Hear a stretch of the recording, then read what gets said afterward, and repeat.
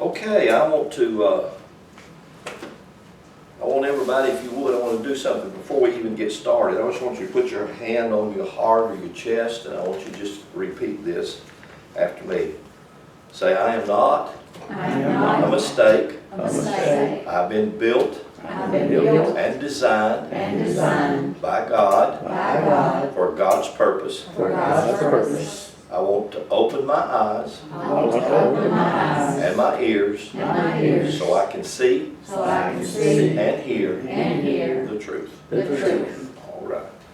Now, I want to talk about, I'm going to use this book. This is, actually this book, the writings in this book are older than the writings in the Bible. This is called the Sefer Yetzirah. And the word Sefer just actually means book. It's a Hebrew word. It just simply means book or writing. Yetzirah is the word that's used for God formed. The word formed is Yetzirah. So actually it's the book of creation. That's the title of this book. It's a very small book in its original language. It's only like 1,500 words. So actually it's made up of, if you used a full page, it would be made up of less than 2 pages. But if you notice this book right here, this book has 400 pages. And anybody, if you get any book where there's only a few people who have deciphered the Sefer Yetzirah. There's not many. Most of them are Hebrew scholars, and this one is R.E.A. Kaplan, which he's done a very extensive work on this book. But it's like, I want to use a word here. Let's see, I think I wrote this word down. Where did I write that word down? Well, maybe I didn't write that word down. Synodochi. Y'all real familiar with that word, right? Sure, synodochi. Well, you use it a lot, but you don't know that you use it a lot. Synodochi, actually, it's a word that just simply means a part of something that's used to refer to like a whole thing. In other words, it's like putting pieces of a puzzle together, so the pieces are parts. Can I speak, because that's hilarious that you just said that, because I was going to ask to do this later anyway. Something I actually had come to mind and posted on Facebook earlier this week. Let's see if I can find it here. Life can be like a jigsaw puzzle. Keep searching for the next piece and know this. God did not create us with missing pieces. Oh, that's good. Yes. That's good. That's synodochi. So that's a new word for you, the word for today. Synodochi, and it just actually means that. It's a word that has to do with parts that refer to the whole thing. And so this book is a companion book to the Genesis story. And if you don't, how many of you have ever heard of the book of Jasher? The book of Jasher is quoted several times in the Bible. Now, they quote from the book of Jasher in the Bible, but they don't have the book of Jasher in the Bible. They left it out.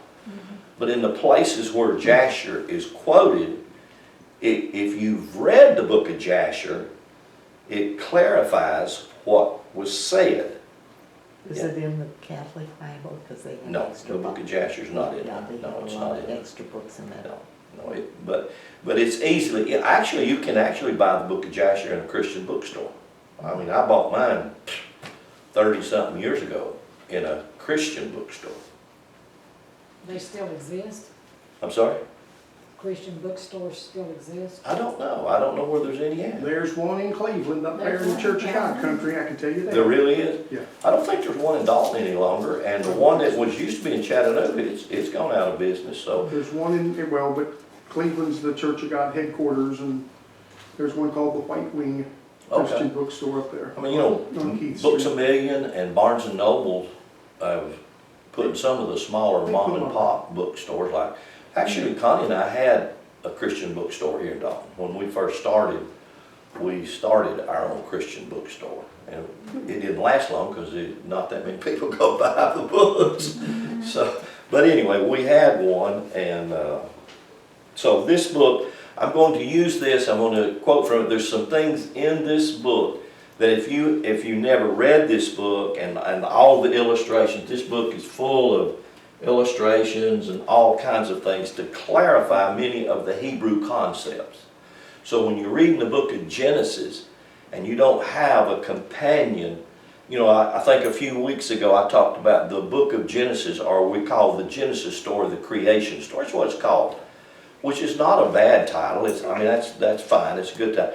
But it's not the first creation story that was ever told.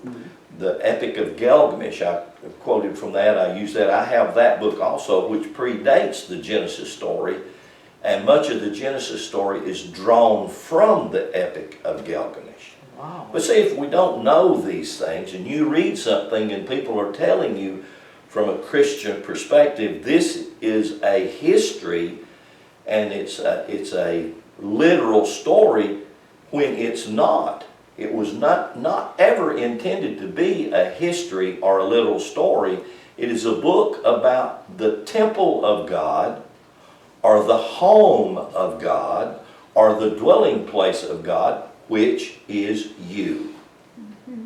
And it tells us that. It tells us very clearly, do you not know that your body is God's temple? Yeah. So where does God live? God lives in here, in my body. But that's a real difficult concept to get over, because Christianity has taken God out of the human body and put God out yonder in a place that they called heaven. That's right. So most all of us, whether we consciously think about it or unconsciously think about it, most of us have this concept that God's out yonder in heaven somewhere. And He's watching you, and He's watching what you're doing, He's listening to what you're saying, and He's writing it down. He's taking a list. How did you get that from Paul's statement? How can you separate the two but accept everything else Paul said? Well, it's just a concept that people have. It's a concept that comes to us through literalist, historical Christianity. They have sold us that idea for so many hundreds and hundreds of years that we automatically think that way. So, you know, I can just say the word heaven and everybody's mind goes way out there somewhere. You don't ever hardly see anybody who, if they'll hear the word heaven, would think about themselves and say, I am heaven. You know, I think when I hear it, I'm so ingrained in the Hebrew, I hear the word heaven, I'm thinking about my upper part spiritual, my lower part physical, and the two come together, that's heaven. That's where heaven's at. It's where the two, the upper and the lower, have met. And God is in the midst. And I'll talk about that. God being in the midst of that. And the scriptures are geared toward that direction, but we have to clear up things. And again, that's where that word synodochi comes back in. If we can understand the usage of that word and realize how that certain parts refer to the whole picture. But if we don't get the parts right, have you ever tried to force a piece in the wrong place in a puzzle? Say, well, it's close. It almost will fit. Well, that's what they've done to us in a lot of things. And so I may try to read some things. Let me just do this up front about this book. How many of you have ever heard this word, abracadabra? Of course you have. Abracadabra. Y'all have all heard, right? Abracadabra. That is actually a Hebrew word. Abra, that's how it, abra, kaf, ka, ad, bra. So actually it's the first word with a kaf in the middle said backwards for the second word. And actually what the word means, as I speak, I create. That's what the word means in Hebrew. As I speak, I create. Abracadabra. You could actually say that at the end of a prayer. So if you keep that in mind and you realize whatever I'm saying, I'm creating. Whatever is coming out of my mouth, whether I'm conscious of it or I'm unconscious of it, whatever is coming out of my mouth are seeds being sown. That's why Jesus said, well, 30% of them go this way, 60% of them go this way, and the rest of them go this way, and thank God they don't all come up. Aren't you glad? Because you ever said a lot of words that, oh, I'd like to draw that one back. Just pray for crop failure. Pray that some of those words that you say do not happen or don't come up. Okay, if you will, go with me to Genesis chapter 1, and I want you to follow me with something here and see if we can take pieces of this puzzle and put them together in such a way that you will begin to see a broader picture and or a clearer picture of what it's saying.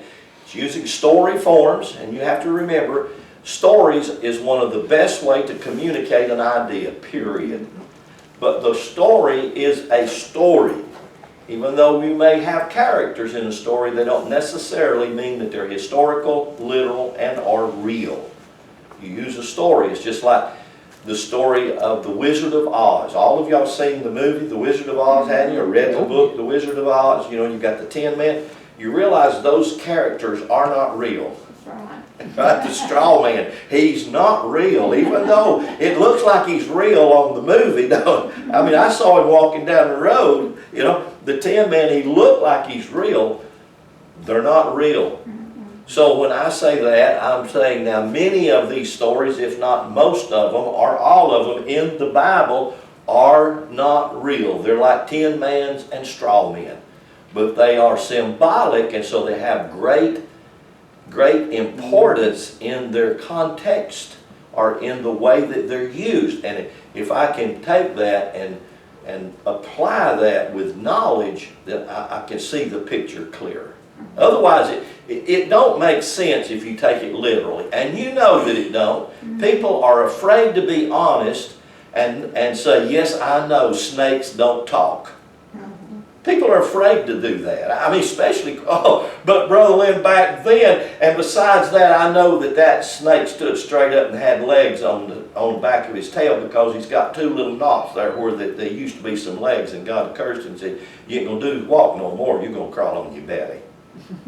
See that? I mean, you know good well, something about that don't fit right. You know, and how many of y'all eat an apple every now and then? Well, you know good well, Adam and Eve was eating that apple, and that got them in a lot of trouble. And there ain't no apple tree there, folks. There's just not an apple tree there. That's right. So, you know, when you take these stories and you begin to look at these stories in light of other information that gives a clearer picture, then you realize, wow.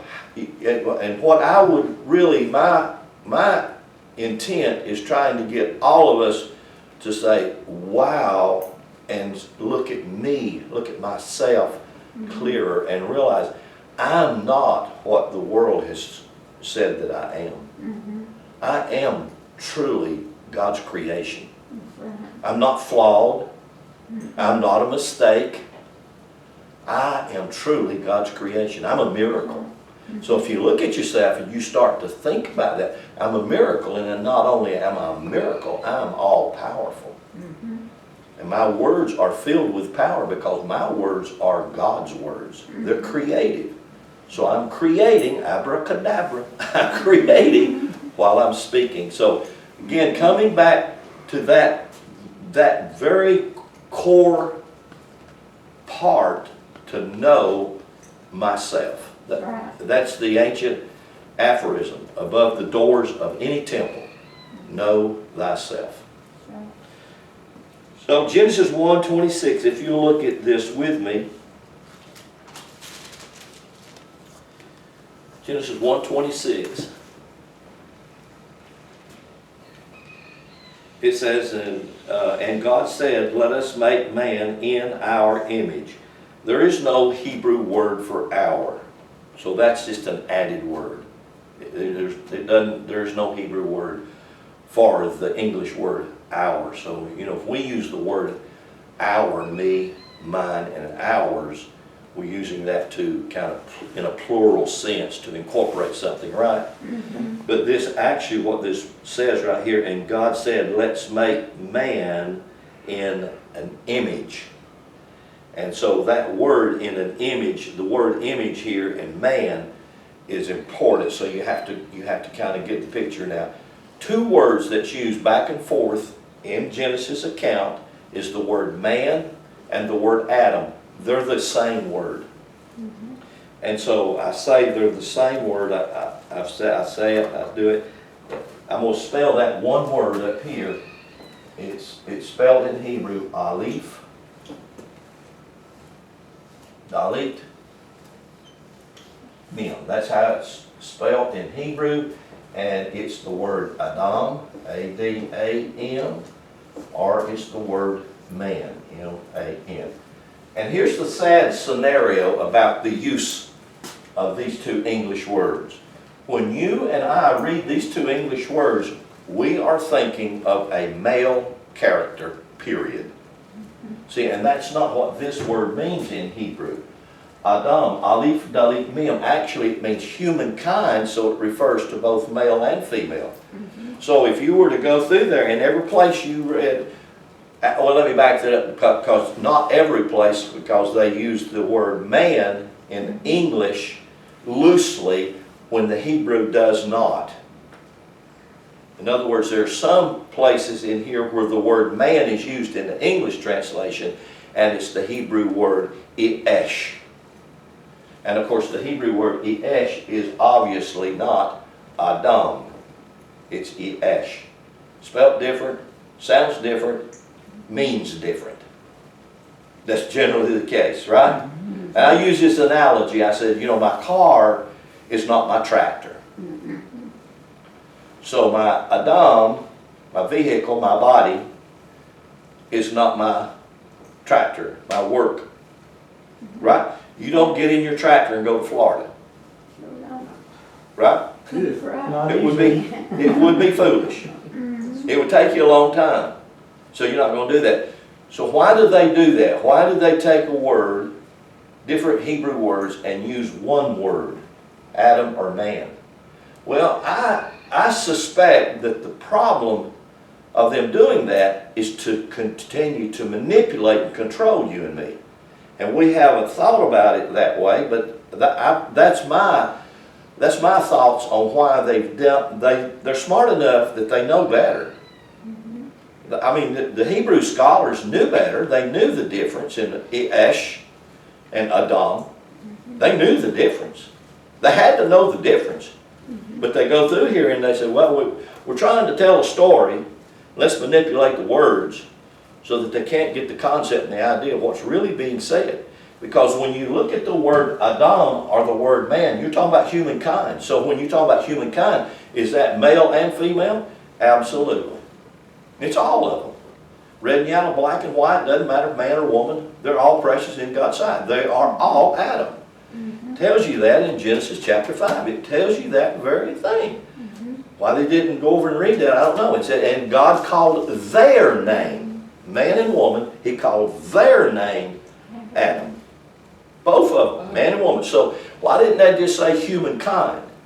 That way it kind of gets so you can say, well, God made humankind. God formed humankind as its image, as its house, the place that God desires to live.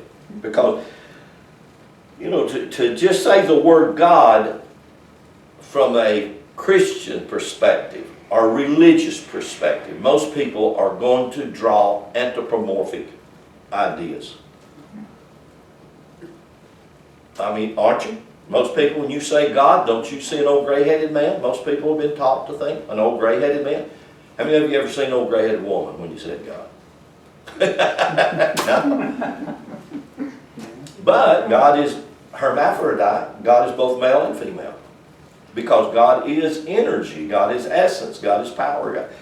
So, these words, if we go through here and we get these words, in some part of a correct concept and idea, this whole book will change for you. I will guarantee it. Everything will change. When you realize that Genesis 1, 2, 3, and 4 does not describe a story of a man and woman who rebelled against their Creator and didn't obey what He said and followed the words of a talking snake. And as results of doing that, God got angry and God said, okay, y'all are in trouble now and I'm just going to kill you. I'm just going to destroy you, wipe you out and start all over again because y'all just obviously got something missing. You're not going to work. That's the idea you've been given. That's the idea that we think, and that's the idea that we hold on to, and that's not true. Nothing went wrong. Everything works exactly the way God designed it to work, and it still works that way. The problem with that, which there really is no problem, but the problem with that is if everything works and nobody made a mistake, nobody failed, nobody sinned and caused the whole human race to fall into the pit and be hell-bound.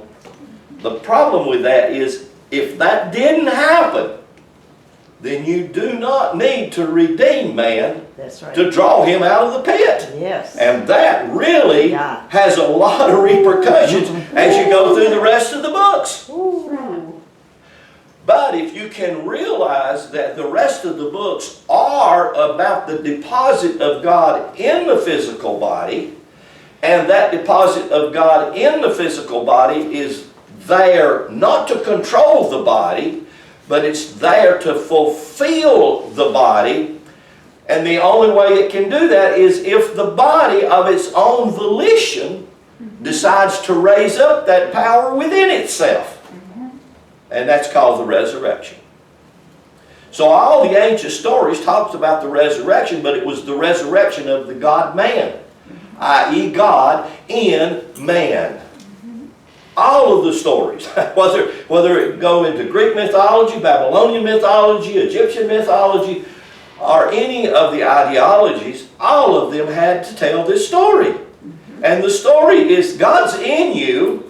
What are you going to do about it? God's in you to heal you, to prosper you, to energize you, to be any and everything that you need. What are you going to do about it? And I never heard of that. I didn't know that. That's because we didn't get the story right. The God in man actually becomes God as man.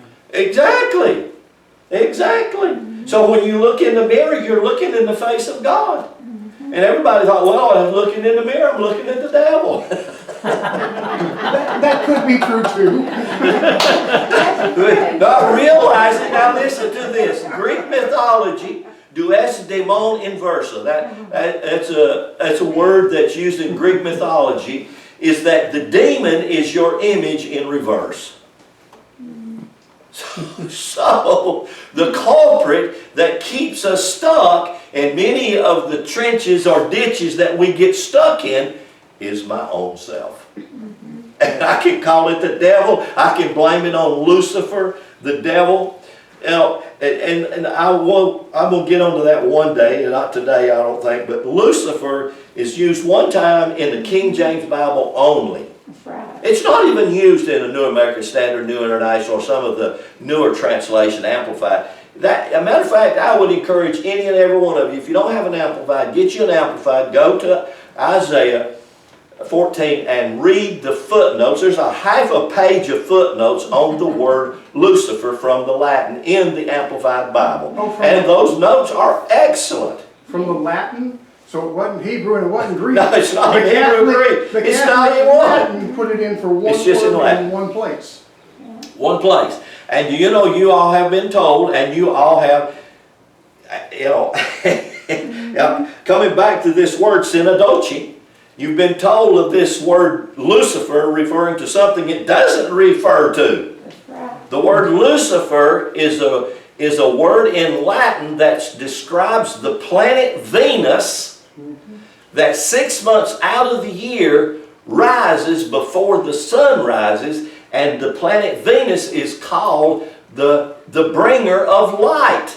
In other words, it's saying that that planet, because it rises before the sun rises in the morning, that planet is pulling the sun up out of the darkness. And that's what Lucifer was about in Latin. It's referring to Venus that pulls the light out to where you can see the light. So, Lucifer was an aid to bring the light. And that's what the word means, the bringer of light. And what have you been told? And you believed it. That's the whole thing. People, oh, we got to believe this. You got to get out of your beliefs. Yeah. Your beliefs. He's even got his own show. Like the There's deceiver. show Lucifer. Really? Oh, yeah, that's true. That's true. I forgot about that. The deceiver. You know, Lucifer is the deceiver. That's what. That's what they told us. Yeah. Yeah. So there you go. All you have to do is look it up. Yeah. I mean, it's that easy. It's that simple. People, I never thought about looking it up. I just heard what the preacher said. Don't trust what the preacher said. That's right. Don't even trust the thing I say. I mean, look it up for yourself. I don't ask anybody. Don't believe anything.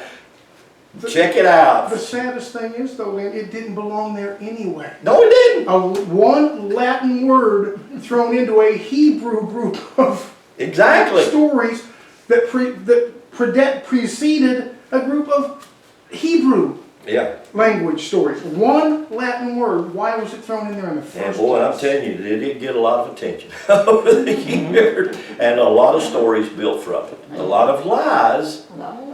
And we have really embraced the lie and called it the truth. And I know, I realize what I'm saying many times is hard on the ear because they say, oh my God. And we have, we write books and we've built concepts and we've built ideologies. And you say, you're tearing all of my castle down. Good. We need to tear the thing down. It is a sand castle, and whenever the real storms of life come, it does not stand. Yes, that's right. Truth will always stand. So, you are made as God's image. You are. You're the house. You're the home. You're the place that the source that we call God has designed and has built. Okay, I want you to look with me in Genesis chapter 2. Just flip up a page there. Genesis chapter 2 and verse 7.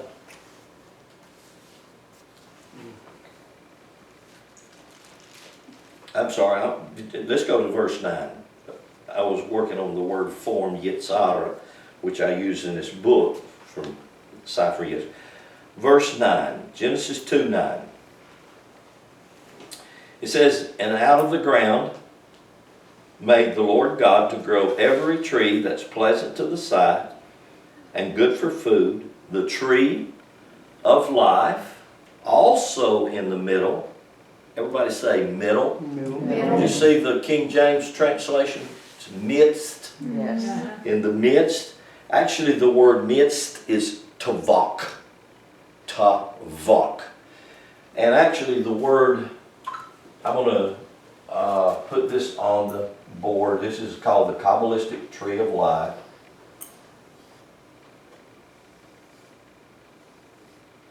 This is the tree of life because this is what we're talking about.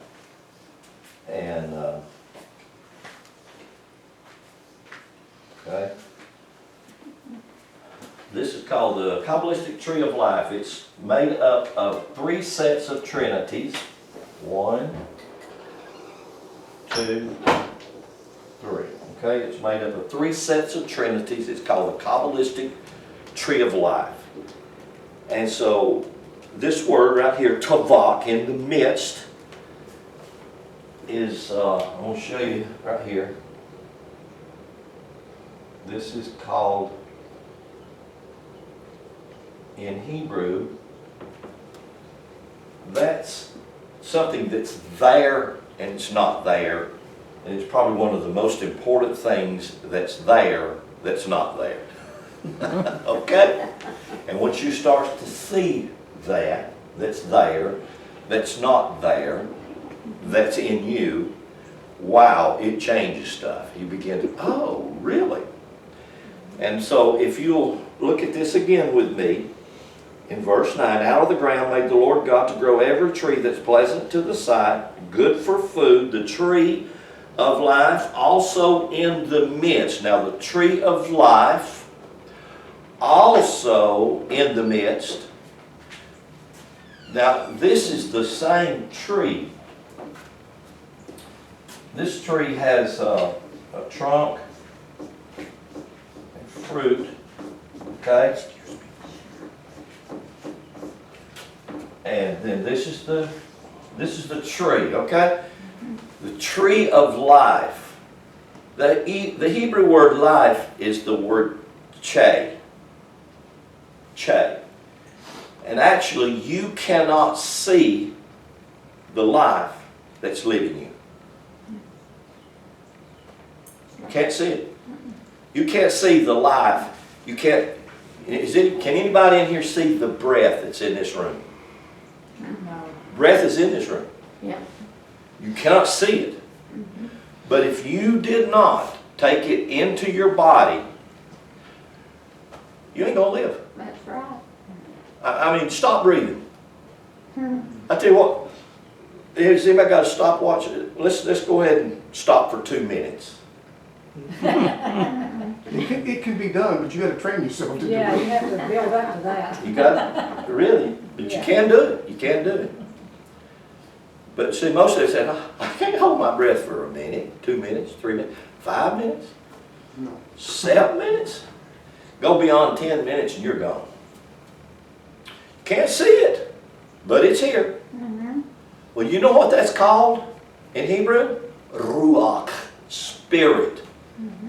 Do you know what spirit is?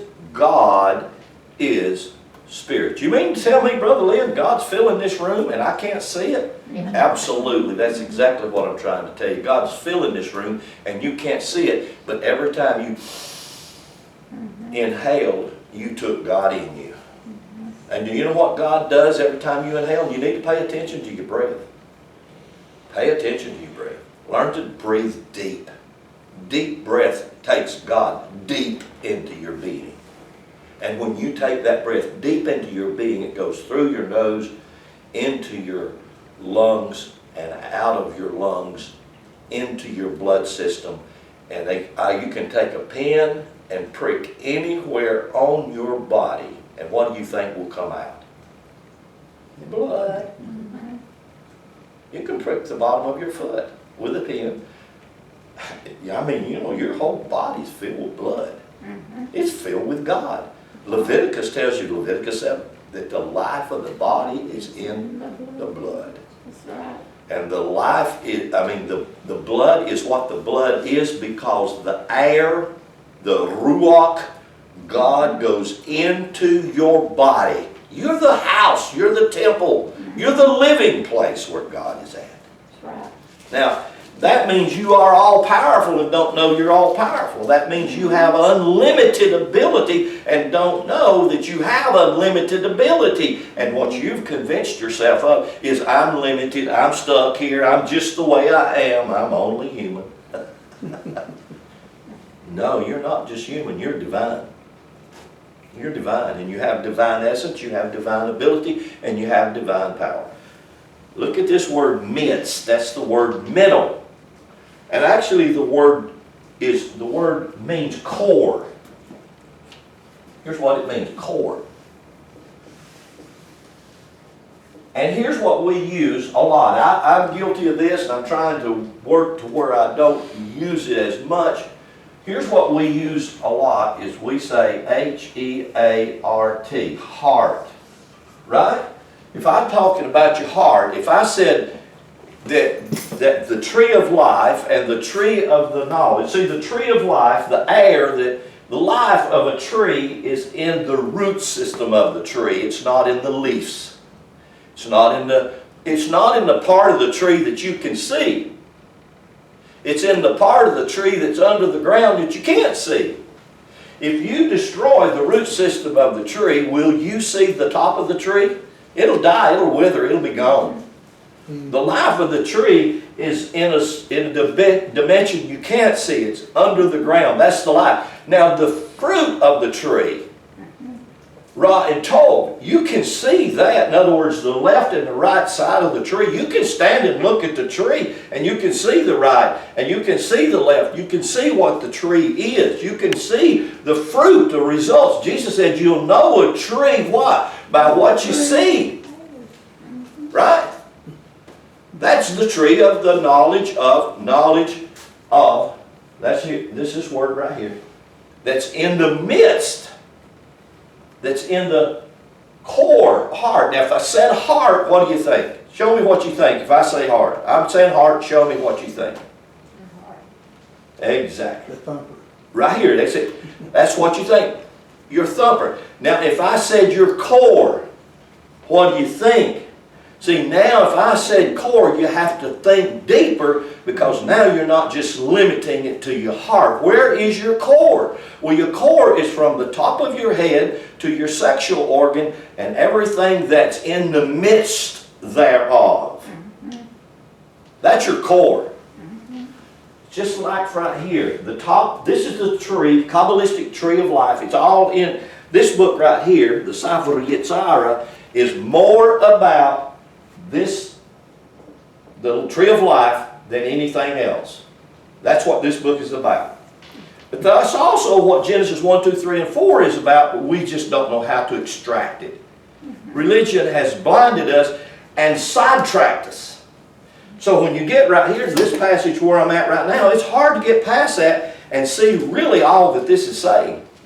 Because he's saying right here in the midst, in the core of this tree, right here, the core is going to go all the way up through the tree, and you can see that in the tree, and you call it the core of the tree, don't you? But it's also called the heart.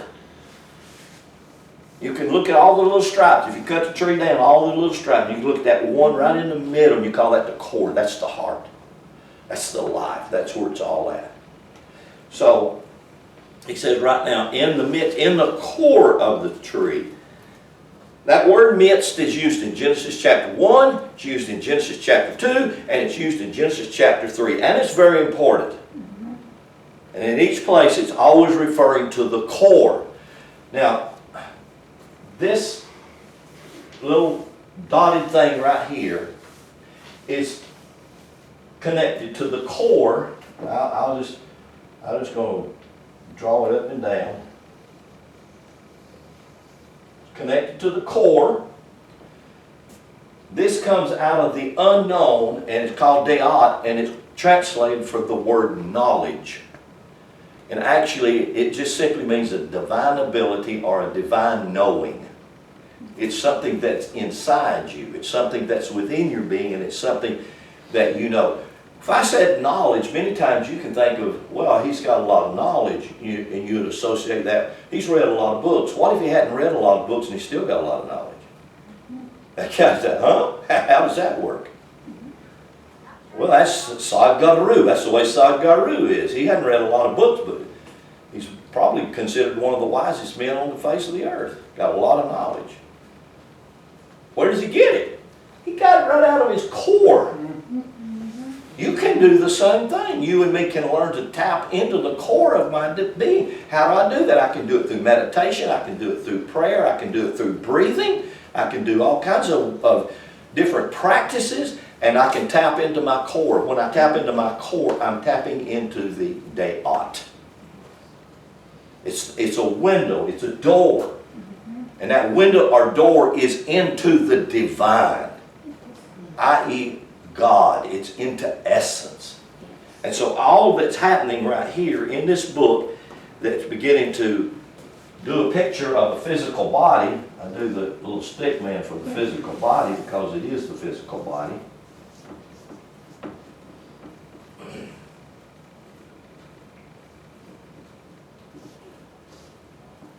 And I always do the yin and the yang on your core, your heart, because it combines, you know, the yin and the yang, half of it's white and half of it's black.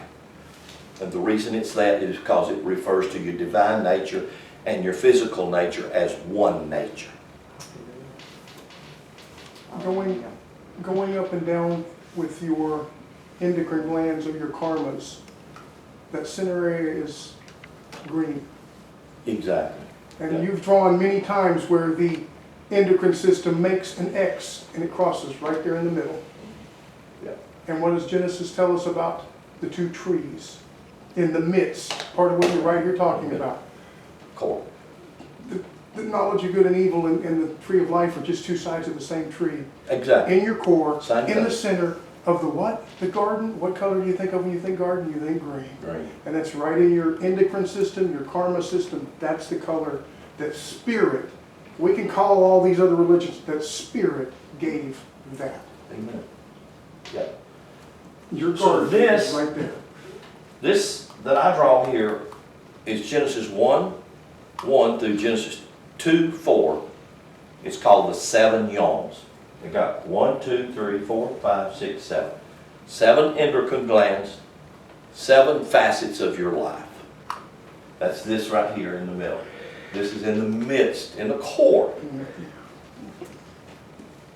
And so when you start to see this, and I want you to see what's happening in this picture as we read through this book, because this is an anatomical book, biological book about the physical body.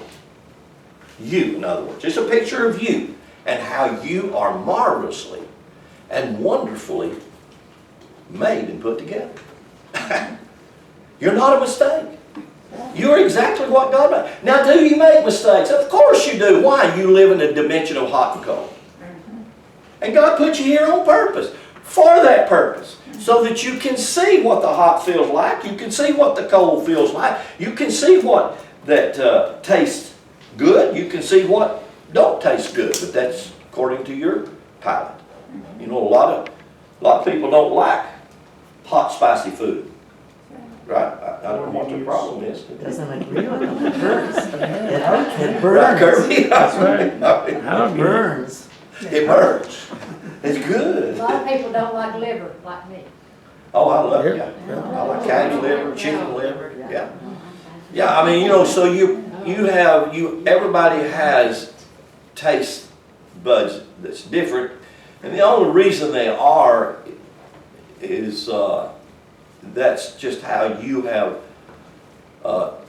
trained yourself. You don't realize it, but a lot of it's how mama trains you with what she fed you all your life. And that's true, because when we grew up on the farm, our parents made us eat stuff that we didn't think, well, I don't like that, eat it anyway. So we had to eat it anyway. So I love spinach, I love turnip greens, you know, things like that. A lot of people don't like it. So you know, I'm not teaching diet, and diet, you know, that your diet's good, bad, right, or wrong. Your diet's what your diet is, you know. I'm not into keto, even though it's good if that's what, but I do like a good old red steak every now and then, you know. I really do. Or even a little quacking chicken. I mean, you know, everything's chicken anymore. They kill alley cats. That was chicken. It tastes just like chicken. Everything's chicken. That's it. We ate some alligator down there. Said, well, it tastes like chicken. It's alligator. No, it's chicken. It tastes like chicken. So, all right, let's read on here. Let me see if I can get through. I'm really belaboring something here. Verse 10. Now I want you to think what I'm drawing you a picture of. I'm drawing you a picture. This is your physical body. And I'm drawing it out of these passages of Scripture. This is your physical body. And in the core of your physical body is the divine essence of God. It's moving up and down, up and down. And the reason it's doing that, God created you. God built you, God designed you, not as a mistake, but God built your physical body as its house, its temple, its dwelling place. Right. So therefore, that is the real purpose of God in the earth, is your physical body. So you're wanting to get rid of this body because you want to go trade it in and get another one somewhere, or you're just saying, well, when I get to heaven, I'll have a better one than the one I got now. You got the one you got now because that's the one God built and designed for you to have now. Own it. Hallelujah. Quit trying to get rid of it. Own it. Begin to realize this. It's marvelous. It's wonderful. Then verse 10. Now a river. I remember years ago when I studied this, I could not find these 4 rivers. They don't exist in the Middle East. I mean, I went into all kinds of books and resources to try to find these 4 rivers. Even though some of these rivers exist, they use the typology of the names of these rivers to describe certain facets about your body. So what you're coming from now is out of the core, and out of the core, what you're going to do is now we're going to go to the heart. So you see the flow of this is perfect, it's beautiful, there's nothing wrong with it. So out of that, you're coming now, and so what we're talking about here, a river, and this river actually, the word is referring to a stream or a well or a spring of cosmic, divine, creative power. That's the reason they use a river. Ezekiel used this analogy of a river. And he said, there is a river, that in this river are all manner of fish, clean and unclean. Fish you can eat and fish you don't want to eat. But they all grow. And he said, in this river, you can play in this river ankle deep. You can wade into this river up to knee deep. Or you can get out in this river waist deep, or you can plunge your whole self in this river and water's above your head. And those are 4 categories where people live at. And here again, we're describing this cosmic river of life is flowing in you. Well, where does it start? In 4 different... I have a big book in here on physical anatomy, and I have one on the blood system and the heart. And on the pictures of the heart, there are 2 main large arteries that flow up to the upper anatomy, up into this part of your body. 2. And then there are 2 main arteries flowing down to the lower anatomy of the physical. So you have the upper divine, you have the lower human. And God has put the 2 together. And what do you have right here? 4 rivers. It's amazing. It's amazing. Watch these 4 rivers. It says in verse 10, it says, the river flowed out of Eden. That word Eden actually can be translated for time, because that's where God has put you. God has put you in the garden. Garden is the Hebrew word gan, and actually means a protected place. Your body is a protected place for the divine essence to live in, to be in. And it's in you. And so, the waters, verse 10, a river went out of Eden, went out into time to water the garden, and from thence it parted and became into 4 heads.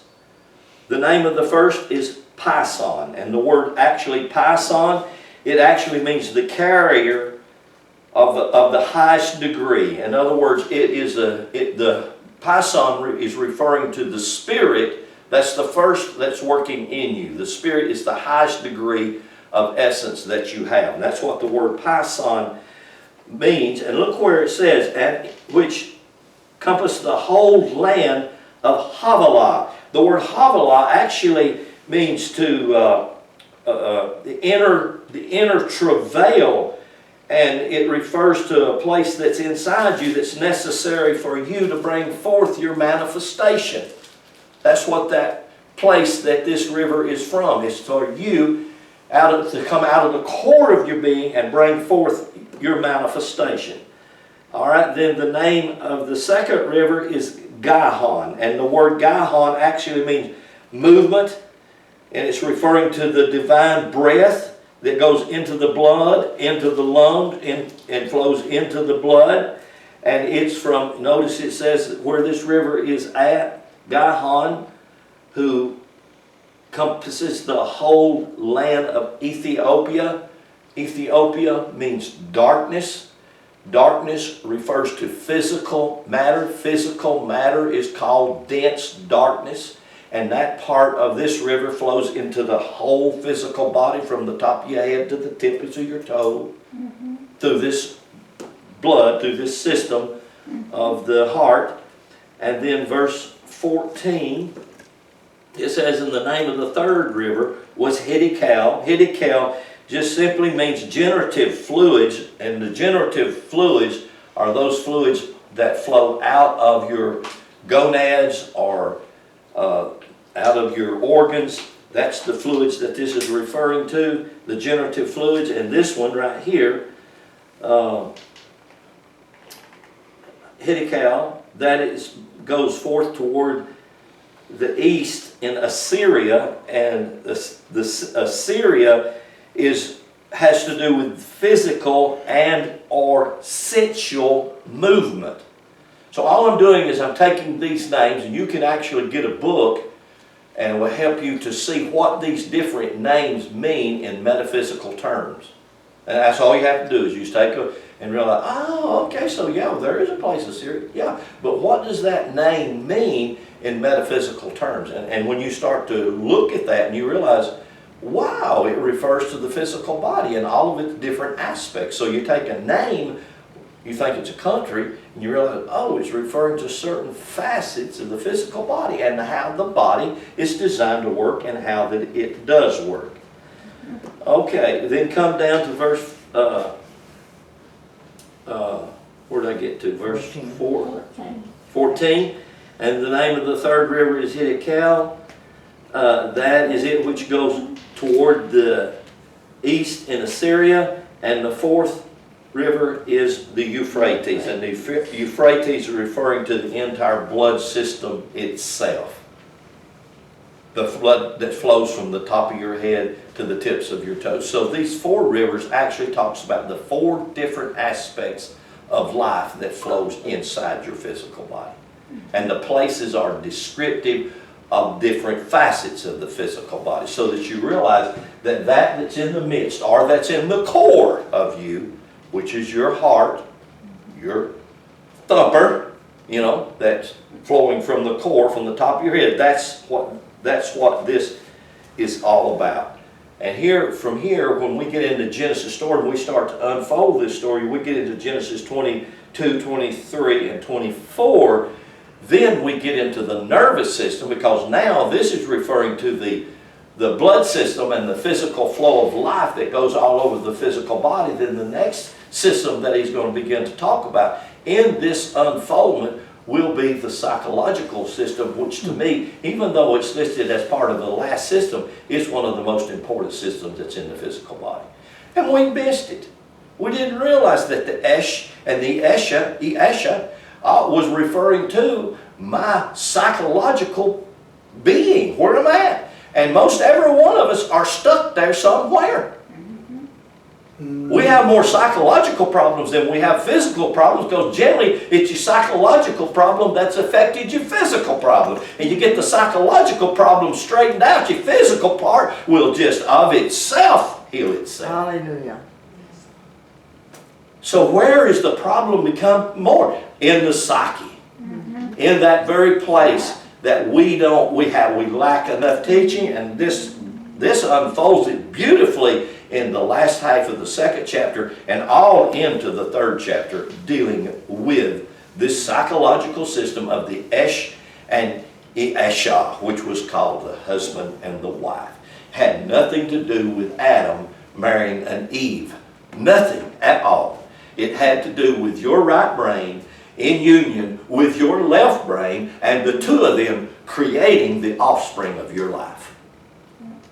And that is a phenomenal picture. Yes, Once you start seeing it, say, oh God, you mean it makes sense? Yeah, it's just exactly when we get the synodochi, the pieces of the puzzle, in the proper places, and let them reflect the greater pictures of the whole puzzle. And that's what we're going to do. So that I can begin to see myself clearer, and I can begin to realize that I'm not a mistake. My life has not been a mistake. right. My life has been a divine purpose that I've been walking out.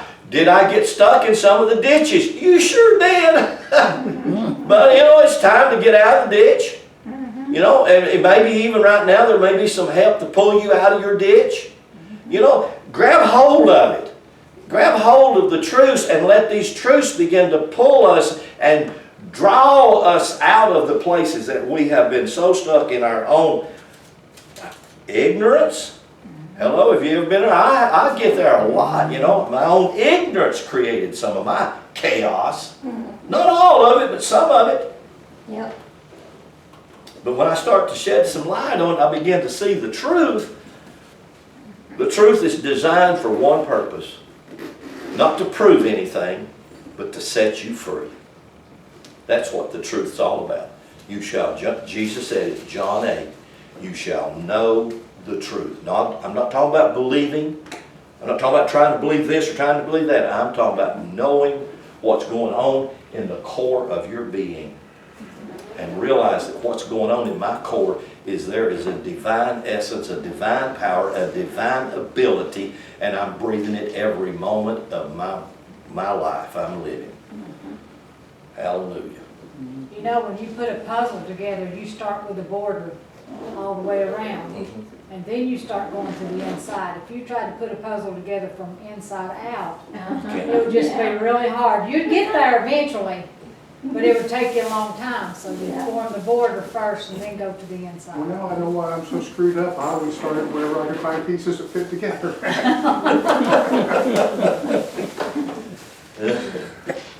Okay, hallelujah.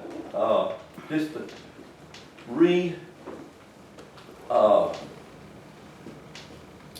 rewrite some concepts and ideas. That's what I'm trying to do. I'm trying to rewrite some things that have maybe they've been written wrong.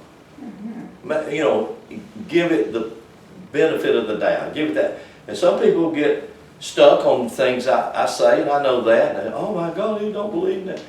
It's not what I do or what I don't believe. It's just if the truth is the truth, then the truth will set you free no matter what you believe. And it's just opening, and it's difficult. I know it's difficult to open your mind. I mean, I've grappled through it myself. You don't know how often I've gotten angry and in studying some of this stuff. I get mad at God, you know. Yeah, but I thought, you know. But again, Lynn, like you said, it from many different perspectives and ways that you look at it, you can still see the truth. You can take Christianity literally, which is actually not what they've done with what they presented us. Is not take that book literally. Jesus taught all about love. We used to sing a chorus in the charismatic circle, 1 John 4, 7 and 8. For he that loveth not knoweth not God, for God is love. Paul, you know, we mentioned earlier, how can they ignore what he said? Don't you realize you are the temple? So that's in the middle of their truth. They just talk. So even if you want to see it from a more literal sense, those words, they didn't teach what we're being taught they said. Yeah. They really didn't. So, just another picture. Yeah, it's... Another way of looking at who you really are. Not a mistake. A divine individual. And no missing pieces. I saw that when you was talking about the sandcastle. Mm-hmm. I saw many people living in a sandcastle. Yeah.